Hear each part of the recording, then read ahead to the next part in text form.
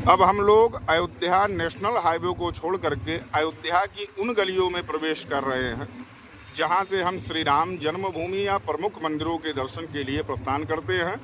इस समय हम नया घाट अयोध्या की तरफ बढ़ रहे हैं, जो पहला पड़ाव अयोध्या का माना जाता है।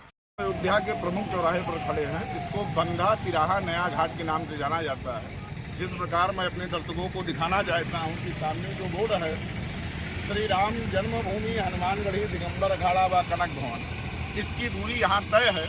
यहाँ से पहला प्रवेश मार्ग आपके लिए सबसे उचित बनता है अगर आप मंदिर दर्शन के लिए जाते हैं। और इस तरफ का जो रास्ता आप देख रहे हैं ये सीधे नया घाट माता सरयू जी की शरण में जाता है, जहाँ लोग सर्वप्रथम स्नान करते हैं। स्नान करने के बाद इस मार्ग से मंदिर दर्शन के लिए जाते हैं। यहाँ टैक्सी, 4 व्हीलर, पैदल या अपने 2 पहिया वाहन सभी चीज़ों से जाने की व्यवस्था है।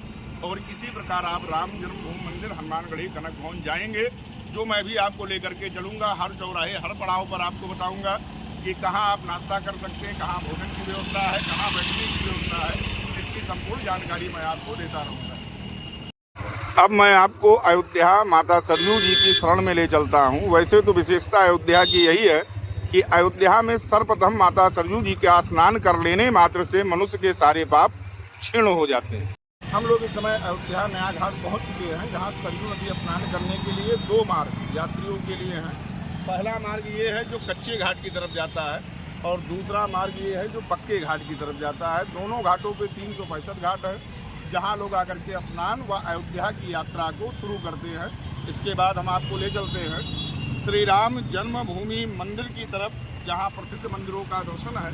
यहाँ से आप battery rickshaw, auto, tempo, taxi या अपने 4 व्हीलर से यात्रा कर सकते हैं। अब हम लोग अयोध्या राम पथ द्वारा श्री राम जन्मभूमि मंदिर की तरफ लता मंगेशकर चौराहे से बढ़ रहे हैं। और हमारे इस समय जो आप दाहिनी तरफ देख रहे हैं ये वही राम पैड़ी है, जहां अभी कुछ दिन पहले योगी जी द्वारा 24,60,000 दिया प्रज्वलित किए गए थे।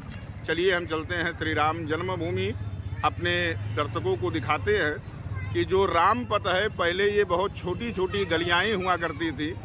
माननीय मुख्यमंत्री योगी आदित्यनाथ जी द्वारा इसका चौड़ीकरण कराया गया है।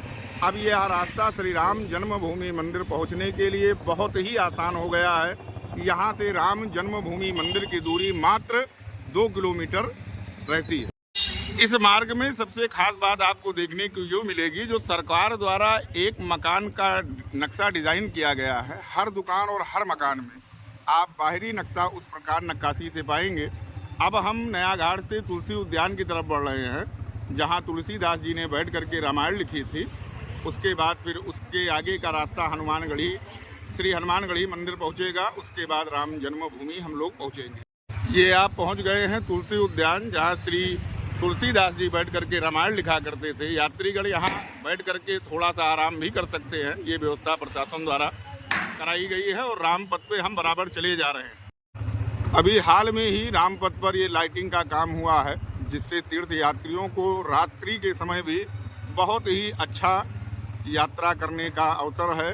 रात्रि में भी आप परिवार सहित इस रास्ते से श्री राम जन्मभूमि मंदिर की तरफ, श्री हनुमानगढ़ी की तरफ आप जा सकते हैं। आपको कोई असुविधा नहीं होगी। ये अयोध्या का मुख्य मार्ग है और मुख्य बाजार है, जिसका दृश्य आप मेरे चैनल के माध्यम से देख पा रहे हैं। अब हम लोग यात्रा करते करते श्री हनुमानगढ़ी मंदिर पहुंच गए हैं। यहाँ से श्री राम जन्मभूमि की दूरी मात्र 200 से 300 मीटर बची हुई है। इसके साथ साथ हम आपको अयोध्या के वर्तमान राज्य परिवार राज्य मकान का दर्शन कराए दे रहे हैं, जो इस समय अयोध्या राजा हुआ करते हैं। और यहाँ देखिए कितनी सारी गाड़ियाँ खड़ी हैं। यात्री यहाँ गाड़ी खड़ी करके आगे हनुमानगढ़ी श्री राम जन्मभूमि मंदिर की यात्रा के लिए बढ़ते हैं। ये है निब्ब और दिव्य अयोध्या, जिसे माननीय मुख्यमंत्री योगी आदित्यनाथ जी ने अभी अभी नया स्वरूप दिया है।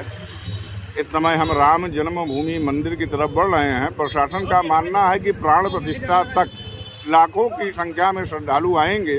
उनको देखते हुए रोड का चौड़ीकरण और जाने आने का मार्ग सुलभ किया गया है। अब अयोध्या यात्रा करते हुए श्री राम जन्मभूमि मंदिर के मुख्य मार्ग पर आ गए हैं। देखिए मुख्य मार्ग दुल्हन के तरीके सजाई गई है। लाखों की संख्या में श्रद्धालु यहाँ पर आएंगे, जो कि आना प्रारंभ हो गया है। अब धीरे धीरे भगवान श्री राम की प्राण प्रतिष्ठा का वो समय आ रहा है जो 1528 में बाबर ने बाबरी मस्जिद का निर्माण कराया था, उसके बाद से हिंदुओं ने काफी संघर्ष किए। आज वो विजय पताका फहराई गई है माननीय मुख्यमंत्री योगी आदित्यनाथ जी और प्रधानमंत्री माननीय मोदी जी द्वारा कि यहाँ लाखों की संख्या में श्रद्धालु आएंगे, उनके आवागमन की व्यवस्था बनाई गई है। अयोध्या पूरी तरीके तैयार है। बहुत ही जल्द अयोध्या में लाखों की संख्या में श्रद्धालु आएंगे और इसी मार्ग से श्री राम जन्मभूमि मंदिर का दर्शन करेंगे। आप अयोध्या में खड़े हैं राम जन्मभूमि मुख्य मार्ग पे। मेरे साथ कुछ यात्री हैं। कहाँ से आए आप लोग? गोरखपुर के रहने वाले हैं। आपको क्या लगा, आप राम जन्मभूमि अयोध्या देखे तो पहले की अयोध्या और आज की अयोध्या में क्या आपको अलग दिखा?